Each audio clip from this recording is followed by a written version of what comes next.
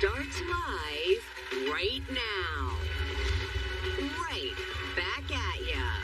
It was conservative fight night in Florida at a wild debate that had candidates digging in their heels. Do you want Dick Cheney in 3-inch heels? All right, Mr. In which case we've got two of them on stage. Thank you. Targeting frontrunner Trump.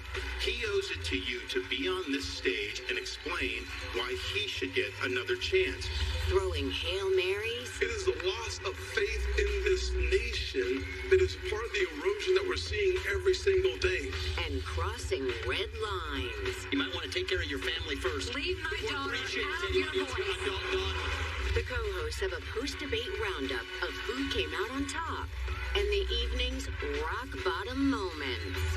And Emmy, Grammy, Oscar, and Tony-winning superstar John Legend is sharing some black love letters on The View and talking about celebrating 10 years of marriage with Chrissy Teigen. Here come Hot Topics with Whoopi, Sarah Haynes, Anna Navarro, Joy Behar, Sunny Hostin, and Alyssa Farah Griffin. Now, let's get things started.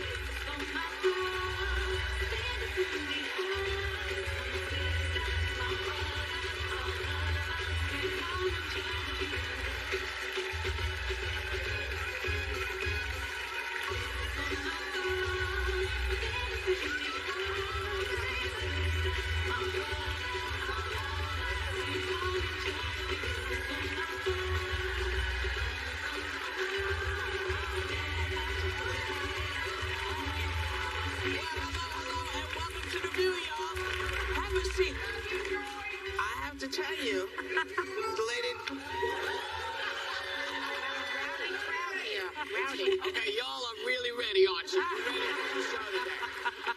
I have to say, that jacket is killing me. That jacket is killing me. It's fantastic. I just had to point it out. I'm just saying. But Alyssa is not here today. She's out. And last night, she'll be back. Yep. She'll be back probably tomorrow. She's not feeling well. Yeah. The Republican candidates met in Miami last night for the third debate that aired on NBC News to make their case for why they are the future of the party and why I didn't write that. That's what they're saying. This is what they're calling themselves and why it's time to move past you-know-who. Take a look. Donald Trump's a lot different guy than he was in 2016. He owes it to you to be on this stage and explain why he should get another chance. He said Republicans were going to get tired of winning. Well, we saw last night, I'm sick of Republicans losing. Anybody who's going to be spending the next year and a half of their life focusing on keeping themselves out of jail and courtrooms cannot lead this party or this country. Do you want a leader from a different generation who's going to put this country first? Or do you want Dick Cheney in 3-inch heels? They're 5-inch heels, and I don't wear them unless you can run in them. She made fun of me for actually joining TikTok while her own daughter was actually using the app for a long time. So you might want to take care of your family first. Leave my daughter out of your voice. Here's the truth. You're the easy answer. I think she meant keep my daughter's name out your mouth. That's what she meant. That's what she meant. Out of your voice. She just couldn't really get it. Well, you know. So, you know what's interesting to me is that this platform is as old as time. Yeah. Right. Because when I was a kid, you know, they said, oh, you know, rock and roll is bad for our children. We should not have rock and roll. There should not be that. Women good old days. Yes, just all of these things, and their platform is limit a woman's right to control her body, raise the retirement age so that young people can work themselves to death, ban TikTok, keep immigration out, which hurts our economy, and bomb everybody until we're the only ones left. What is the point of what you're trying to get to young people, but you're telling them, you know, there's no way to fix Climate change? Climate change. There's no way to fix Social Security. I know how to fix Social Security. Would you like to hear how? Yes, Prez. Please do. Stop spending our money and spend the money that you get from taxes, because you're taxing us within an inch of our life. Then you take our Social Security money and you gamble with that. And when you lose it, you don't say, hey, I'm sorry, we lost all your money. You say, oh, now you got a problem. No, you got a problem. You got a problem. It'll be ours. Yes, because it's not like people are not paying their fair share. They pay into their Social Security. That's There's our no money. reason why there should be a deficit, except that y'all keep putting your fingers in it and spending it. Stop it. So in your opinion, did any Republican vote come out last night thinking, oh, I'm actually the real candidate? You think any of the Republican voters said, oh, that's my guy or that's my gal? No. They're all there for a different reason, it seems, rather than running for president. You know, like Vivek, Vivek Ramaswamy. He wants a job on news, I think. He wants a job on ABC News, some kind of job on television. You know, Chris Christie seems to be trying to repair his image as a Trump supporter by going in the other direction, because Trump made a fool out of him. You know, and who else is there again? Nikki Haley. Nikki Haley did pretty well. She's a flip-flopper on but politics. she's young, and she's setting herself for 2028 or maybe beyond that. She's very young. She has plenty of time. I think they're all there. And, you know, Lawrence O'Donnell said something last night that was funny. He said, the debates are only in case Trump chokes on a cheeseburger. Yeah. That's what Lawrence O'Donnell said last night on MSNBC. And he's right. Because they're waiting for something to happen to Trump. Then they might have a shot. Until that happens. And by the way, one more thing. How come a party allows the front runner, they allow him to not debate? That should be a rule. If you want to run for president, you must debate your opponents. What is that? Well, they also have the prerequisites to even get on the stage when they have to say they'll support any candidate, which makes it more partisan when you come in to a debate anyway. But I do think this is changing minds. CNN always does a little roundup at the end with the same 14 people from Iowa. Yeah. And this was reassuring. Last night at the end of the debate, he finished the interview with who would caucus for Trump today. And these were all Trump voters before, only 2. Yeah. And How many? Out of 14. And one of them was a woman. She should be ashamed of herself. Well, I didn't see who it was. But then the other thing is they now have Nikki Haley winning. And regardless of our feelings about these individual candidates, I think we all agree anything but Donald Trump would be a step in the right direction. So I don't know. The problem is, though, that even though he didn't show up, the polls still have him at 56.5%. He is the presumptive nominee. That's right. He had a rally, a counter-programming rally. People showed up to the rally. He is the presumptive nominee, unless I think he gets convicted of a criminal Or he chokes on a charges, or he chokes on a cheeseburger. yeah, but as of these people as have of no last shot. night, they said only 2 said they would now caucus for him, and a lot of it was the indictments. Well, and I do think, as you know, when I put my legal hat on, I mean, 91 charges. It's a lot. Some of them federal. They're hoping he'll be in Federal prison. He can still win prosecutors from don't lose. prison. That's how crazy Well, the system is. we still have to work on that, Yes. making sure that little bit of constitutional information shifts. Yes. You should not be able to run this country from behind a prison wall. Well, you're not. You shouldn't. Yeah, I don't think that the founding fathers contemplated that, but they did. Well, they contemplate never the full- contemplated, you know who. someone like that, but they did contemplate under the 14th Amendment that if you're part of an insurrection, you can and took office and swore an oath to protect our democracy, but you cannot be What president. proof do they need that he was part of the insurrection? They have to do They're everything litigating by that. They have to do it Yeah. all. This is why they do everything by the book. Because he can say, oh, look, this is happening. They didn't do that. They didn't give me my due process. This is due process on steroids. It's going to happen and happen and happen and happen. It's happening. And people are starting to get annoyed with this stuff. Yeah. They're getting annoyed. And you know what? I don't want them annoyed with me, so we're going to go and come right back.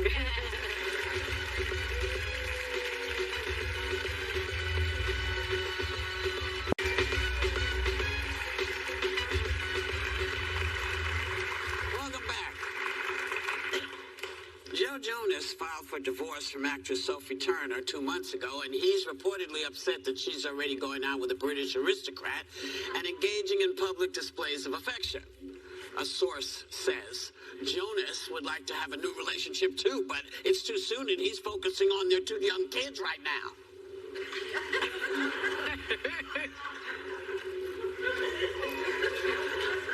So they're mad that she was sort of being out there with this other guy. His name is Peregrine Pearson. He's also worth $273 million. He happens to be, he's a British aristocrat who was newly out of a relationship. Also, no one's attacking him for making out in public. Only the woman, as usual, is called the slut or whatever else Yeah, they but call since us. when does the ex get to decide when it's too soon? Like, And the you ex who exited out of this And relationship. he's the one that filed for divorce. He did file, like, it's I not think he has jealousy and resentment. I really do. But I don't think he wanted that relationship to end because allegedly what had happened was that he saw something on a Ring camera that caused him to Like want what? to file. We don't know. More than just kissing. We don't know what he saw on the Ring camera because he's not saying it. So I think, they got married too young. They got married, I think, at 21. They had Not 21. Yeah, I think somebody said she was 23, which is way too young. Then they have a 3-year-old and a 1-year-old. So then they had kids right away, and she's finding her groove right now. I mean, he filed for divorce. She didn't. But don't comment on it at all. Like, it's her decision. If she wants to go out and do her own thing, she can. If he'd like to go out, he can do his own And thing. she, by the way, she's 28 years old now. She's Yeah. supposed to join a nunnery just because she split with him. Yeah, exactly. Go for it, girl. These are the wonder years. These are the wonder years. She got a good little catch there too. She what? She got a good little catch there. $273 million. You know, it's funny you say 23 is too young. In my day, 23 was considered an old. You were worried you were going to be an old maid. Really? As my aunt said to me one time, my Aunt Sadie, she said, if you don't meet them in college, you'll never meet them. So I got married. I figured this is it. Oh. You know? Yeah. And see, I I was give 18. Yeah. I mean, but those were different times. Now 23 No. sounds very young. Very because your frontal lobe isn't even. But who knew? fully All developed. those years ago, they didn't know about your frontal lobe. I mean, you don't even know yourself. And even if they knew about it, they weren't worried about the frontal lobe. No, they were worried about the Yeah. lower lobe. The lower lobe. You cannot pick somebody at 23. Like I tell my children, not before 30. That's my, like, I got married at 30. I just think and it's I'm very okay. funny that you think they're going to actually listen to you. I hope so. No, I think when they find it, they'll let you know. But they're not gonna, they have to do it when it's right for them. Well, they ain't gonna get my permission at 23. Well, you know what? I don't think they They care. don't need it. No, it's terrible. women being pumped into marriages and having babies, Yeah. you weren't in the workforce being competition. Of course I was working. No, but a lot of women, it's hard for them to stay out there competitively during those generations of time where they stayed at home. Oh, you think that's why they pushed that? I think it was philosophy? more just to perpetuate the species in towns and social church pressure, all the things. It's a messy thing. But what I'm thinking is the reason we say 30 is we know there's a lot of life for women and men And it's to have good life. Yes. And Sophie Turner is leading it. We're almost there. We're almost there. Sometimes I don't know where we are. I don't know what we're talking about. Women, listen, love is love. When people fall in it, you have a very hard time talking people out of it. And sometimes you just have to let them do what they do.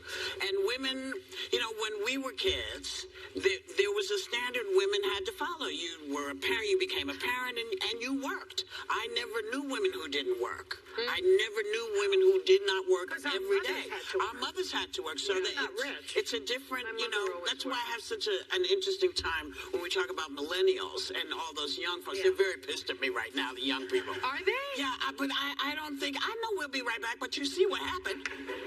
You see what happened, I Eddie. just want to add one more Yeah. thing about my mother. Yeah. Because I asked my mother one time, would you rather be a doctor or a doctor's wife? A doctor's wife. Yeah. A doctor's wife. That was that generation. Yeah. She didn't want to work. Of course, she was a sewing machine operator. Yeah. She was working Yeah. hard. Yeah. So she would have liked to have But that it's strange. income. My mom worked through 4 kids, but you didn't have like the daycare option, so she'd have to do hours around when we were at Yeah. school. It was My mom worked too. They all worked. They all had to. worked. They People all talk worked. about it now that you have to have two incomes in a family. They did then too. Yeah. Depending Yeah. on how much your husband made. And if you didn't have a husband and you had to make it, then you had to go out and do it. You did what you had to do. But we will be right back as we are doing.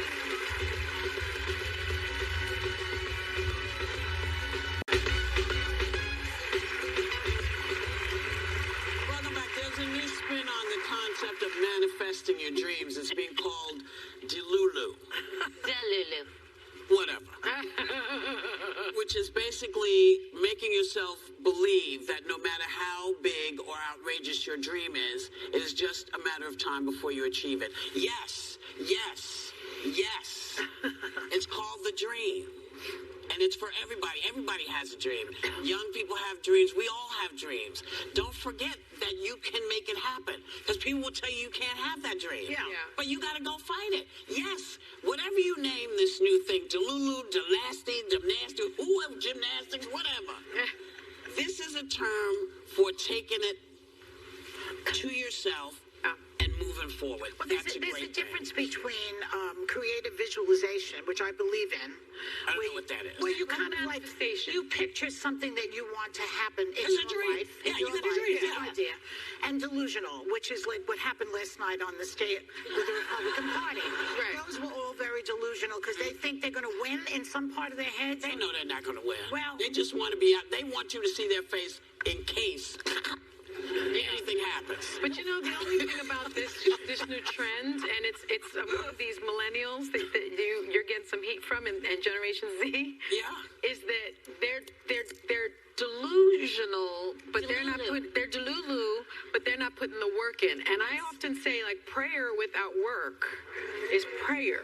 So you could pray, but can you put some work behind it? And I think one of the issues here is that when I read the article, it seemed to me that they're sitting out the window saying, I'm going to become an EGOT.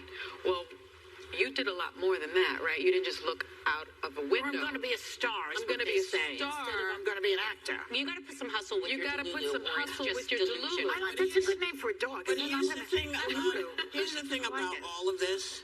Young people have to know that it is it's hard. It's always Yes. been hard. It will always be hard because that's the nature of moving forward. You're always moving through something. You're always moving, trying to get where you need to be. I just want you to be realistic and understand if you want a house, you can't work a 4-day work week. You have to work longer why than they're that. mad That's at what you? happens. Is that why they're mad at you? They're mad at me. Yeah, well, they're mad at me about a lot of stuff, but but they can't prove me wrong. I'm waiting for you. John Legend came to see us yesterday when Alyssa was here, so check it out when we come back.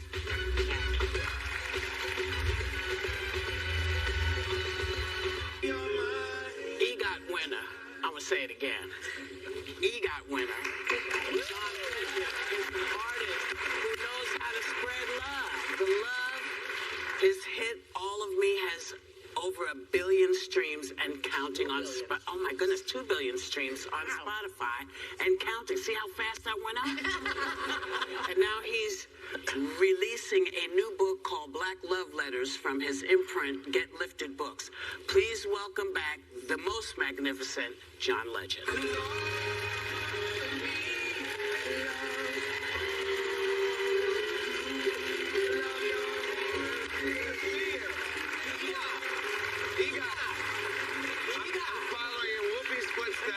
I'm following in your footsteps. Congratulations. I don't think I've seen you to say congratulations. Thank you. I haven't been at this table in a long time. No. It's great to be back. Well, 4 awards, and you also now have 4 children, one I have for 4 each children. of your EG. Emmy, Grammy, Oscar, and Tony. Baby Esty was born in January, and baby Rin Yes. was born via surrogate in June. That's right. That's I right. mean, that's a sprint. How are you sleeping? That is a sprint. We are sleeping. We do have some help around the house, but it's just more energy, more joy, and the older kids are really loving being older siblings, and we're just having fun. Yeah. And there's no way to outsource the parent part. Like I Yeah. said, it doesn't matter how many, your mom's there, it doesn't Yes. matter. You feel that drain of like, Chrissy's mom lives with us. We have a baby nurse, so we have help, but it's still parenting, and Yeah. either way, They still want you. Yes, and it takes a lot of your energy, it takes but all of me. it adds a lot of energy too. Yes, it adds a lot of energy to the house too, though. We love it. Thank you. Yes. But you guys also go all roll out for Halloween. Yes. And sometimes there are costume changes and everything else. This year, as a family of 6, was no different. Yes. The kids had multiple costumes. You and Chrissy went from legends to idols. I like that. What did you think? Oh my goodness. Look at Ren. Oh, Ren, my God. this is our idol Yes. costume. Oh, I love that. Yes. Were you into this look? I was very into it. I loved. It's always fun when you can add a wig to it, and had the little rat tail going on in the back. It was fun. You can't pull that off every day. So. No, exactly. Halloween gives you a lot of license, and I think in Hollywood, especially because you have all these makeup artists and hair people that are very good at this. Yeah. And it's like their Christmas. Halloween. Yeah, absolutely. Well, I cannot believe it's been 10 years since All of Me came out. Yes. Which was an ode to your gorgeous, amazing wife, Chrissy. Absolutely. And you guys just celebrated your 10th wedding anniversary. I feel like there's a lot of themes here. Yes. Full circle themes. Yes, full circle. How did you mark that very special? Well, we went back to the location where we got married. So we got married at Lake Como in Italy, the same place where we filmed the video for All of Me. We shot it all there. Was George Clooney at your wedding? He was not at the wedding. He lives there. He went here. No, we've actually visited him once there. We go there quite a bit, and we love it there. And we actually, when we first met, there was a guy that introduced us who was a video director, and the same guy that directed the video for the day we first met, directed the video for All of Me. It was 7 years after we first met when we shot All of Me, and then we went back to the same spot 10 years later to celebrate our anniversary. We had a bunch of friends and family there, had a beautiful time, and it was just quite a celebration. Yeah. That's especially to see your kids there. Honestly, that made the biggest difference because when we pulled up and Christy was looking at the kids, looking at our friends and family, she said, this is why we had to do it again, because having the kids there made such a huge difference. Yes. And you know, when you're getting married and you don't have the kids, it's special, it's beautiful, but there was something about seeing those 4 beautiful kids, a product of our relationship, together with us as we celebrated 10 years. It was magical. That's wonderful. And, you know, you and your wife have been so open about your fertility journey, which for some reason has been hidden, I think, for so long and associated with shame. I too have infertility issues and IVF. You were very open about suffering pregnancy loss in 2020 with your son, Jack. What was it like to let the world in on such a deeply personal moment and to continue to talk about it given the climate that's going on in the country? Well, you know, Chrissy is brave, and she's always had kind of an honest relationship with her audience, and that's part of why people love her, is because she's been so willing to be honest with them. And, you know, we shared the joy of getting pregnant. We shared the joy of having our wonderful babies, but we also shared when it didn't work out. And I think so many people related to that because more than we know, people are going through this struggle, and a lot of times they go through it quietly, and they feel like there's some shame and that something's wrong with them if they can't have kids. And so I think her sharing it made a lot more people feel like they could share it too, and open up the conversation about it more and realize there are ways. You know, I think medicine has advanced quite a bit, and there are a lot of ways to combat infertility. And I think Chrissy's exposed that full conversation to people, and I think it's been helpful. Also, she let everybody know that everybody's going through something. Everybody's going through something. Doesn't matter who you are. Exactly. And I think as we see, you know, with Dobbs and with the conversation around reproductive rights in this country, she's turned our personal story into activism, saying that, you know, we need to fight for women to have the right to have these conversations with their doctors and leave the law out of it, leave the government out of it. And we, on Tuesday night, celebrated a great victory. We both campaigned in Ohio to make sure that women's reproductive rights in my home state were protected, and we're very excited. I was very impressed with the fact that you started playing the piano. You were 4 years old. Did you just sit down and start playing like that? You know, we had a piano at my house, but I grew up around music.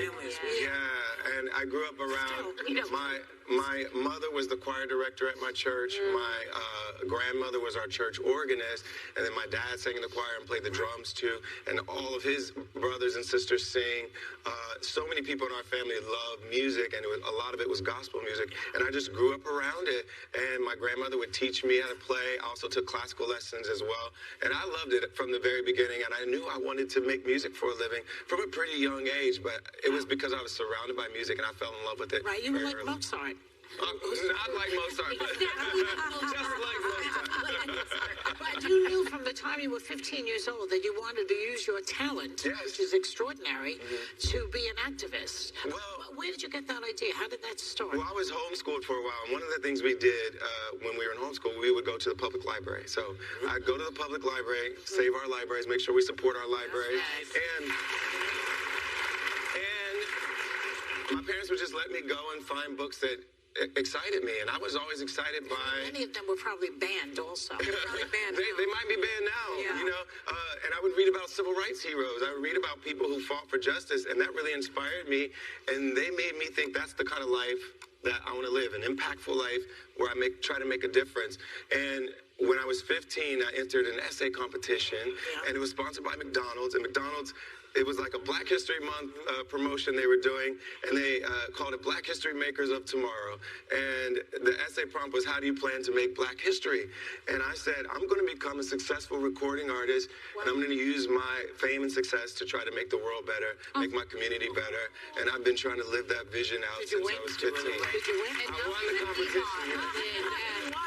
And he's winning in his mission. Doing exactly that. But it is not every day you get to sit between two EGOTs. You became the first Black man to reach EGOT status in 2018. But now you've added something to your long resume, and you're a skincare mogul.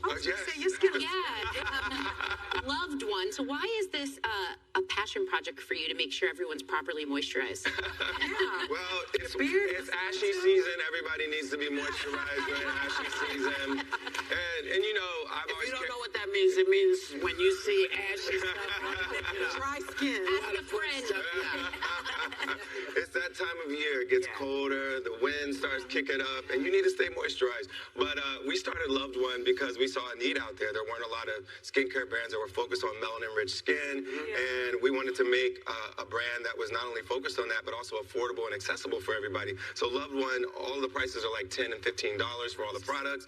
We sell it at CVS and Walmart, on our website, places where people can access it and afford it. And we believe everybody deserves great skincare. And even though I'm a celebrity, I didn't want to charge them celebrity prices for it. I wanted to make sure everybody could afford it. And so that's what we did. That's the ethos behind Loved One. Love it. You know what? We're having such a good time. We're going to go and come back with more with John Legend.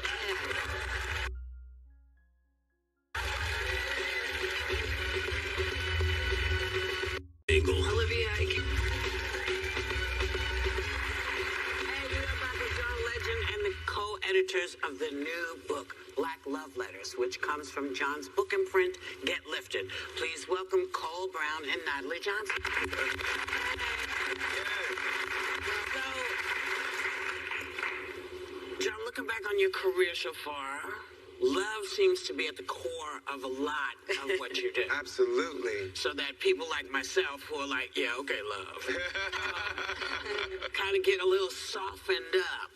And now you're introducing this book, Black Love Letters. Tell me, you talk about it as an act of bravery. Yes. Tell me what you mean. Well, you know, I think particularly for Black people in America, there's been so much oppression, racism, slavery, Jim Crow, all these dehumanizing forces. And I think the thing about love is that it's the opposite of dehumanizing people. It's our most human emotion. Yes. And when we feel love and we express love, it really defines what it means to be human for us. And so I believe that us expressing love in a society that's often dehumanized us is a revolutionary act.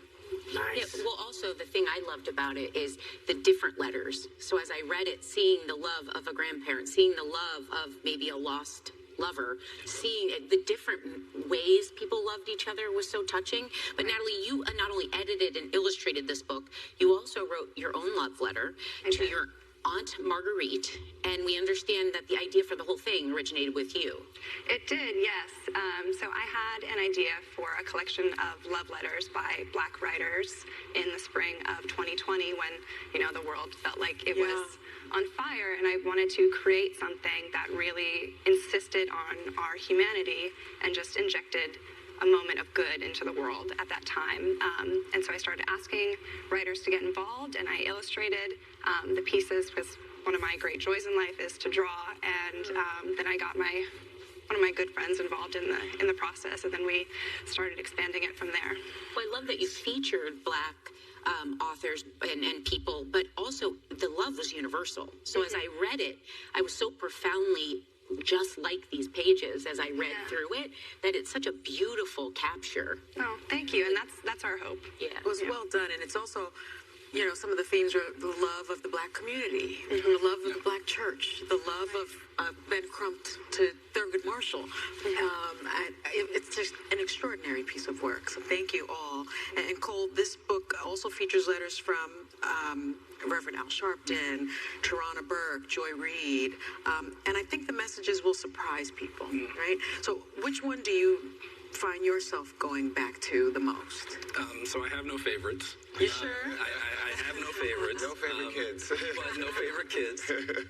But I think that what you're speaking to is what we were very intentional about, was trying to capture the breadth of Black love and Black people, which is an impossible ask, but we did the best that we could. But the real answer to your question is, you mentioned Reverend Sharpton. Yeah. Reverend Sharpton wrote a really beautiful letter, and I had the pleasure of having a conversation with him as he was working on that letter. And the message was basically, Cole, I was raised, my mentors were people who were largely assassinated. So I want to say thank you to my grandson for giving me a moment to be an old guy, because I never thought I would be an old guy when I chose this line of work. It was incredibly powerful, and I'll never forget that. Why is it so shocking to people when they discover that we are filled with love? Why is it like I said, I think the effect of racism is to dehumanize people, and when you dehumanize them, it makes you forget that they're just human like you, and they feel emotion like you, and they have families like you. After all this time, they would have figured some of this. Yes, you would think. But I think we have to assert it, and I think thinking about it in the context of 2020, when you see that knee on George Floyd's neck, you see what the effect of dehumanizing people is and what it does. And I think we have to be assertive about claiming our humanity and asserting it and saying, yes, we are human, we love, let's write about it. Yes, it's so well done. And John, in the foreword to the book, you wrote a love letter to your wife, Chrissy, and you explained the message behind your song, I don't love you like I used to. Yes. Now, when she first read those lyrics, she was like, really? When she read the title sounds like it might be a breakup song, I even have a song called Used to Love You, which is a breakup song. But once you actually read the full lyric and you hear the full song, it's about how love grows when you're in a relationship, when you go through challenges together. I talked about it at our anniversary too, and I sang that song at our anniversary. But when you go through all these experiences together, you don't love in the same way you did when you first were infatuated with each other at the beginning. It's deeper, it's stronger, it's more challenge, and I think the challenge makes you more fortified if you get through that challenge together. What do all of you hope that readers take away from this book? Natalie, you go first. Thank you.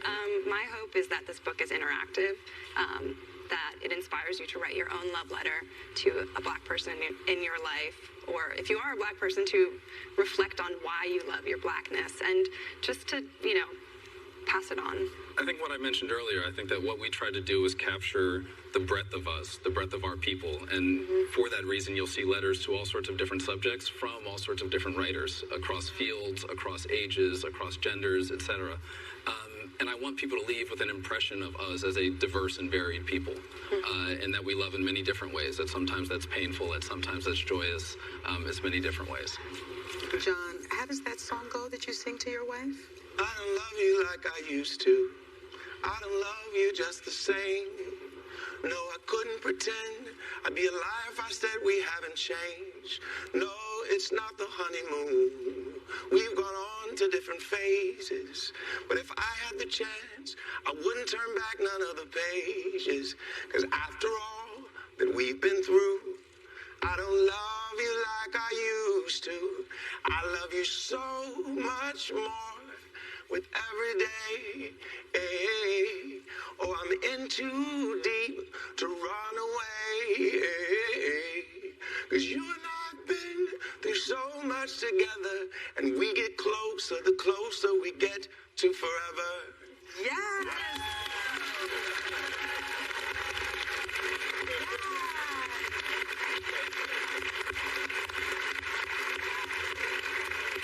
There's nothing like a John Legend. There's nothing like it. John Legend, Cole Brown, and Natalie Johnson, thank you so much. Black Love Letters is out right now.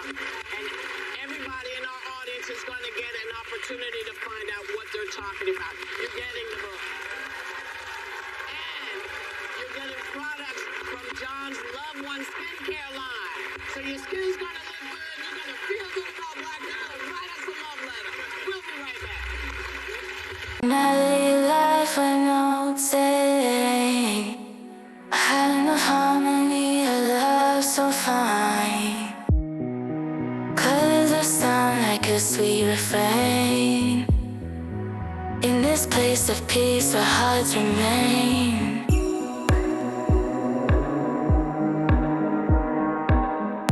Underneath the moon's soft glow, the symphony begins to flow.